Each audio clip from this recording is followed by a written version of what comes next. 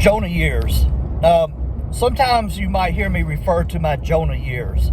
When I was 14, I got saved. I went to the altar and repented of my sins at a Faith Apostolic Pentecostal church, little independent Pentecostal church.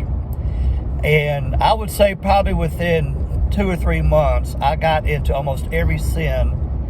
I'm only 14 years old. I got into almost every sin that a person could pretty much get into. Basically, I backslid.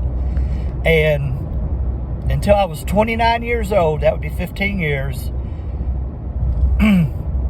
I was dead set on going to hell, basically, by my actions. Now, I wouldn't tell you that, but by my actions, you would think I was dead set on going to hell. During this time, however, I knew I was wrong. I would feel guilty. And I felt God calling me, to be one of his followers. And yet I ignored the call and I fought against that call. Well, then I worked in a lumber mill for a while and a pile of lumber fell over on me and I sprained my knee. And, but as the wood was falling on me, I yelled out, "Help me, Jesus." Now, Jesus was the furthest thing from my mind. And afterwards I got to thinking, where did that even come from?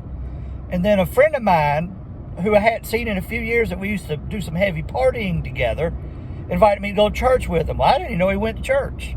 And so I went to church, and then eventually I got saved. And but the whole point of this is my Jonah years. Jonah, was the man that God called to go do something, and he didn't want to do it. So he went the opposite way, and that's pretty much what I did.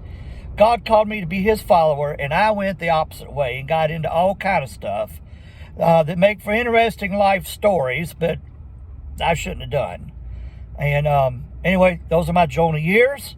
That's part of my salvation testimony, and y'all have a blessed day.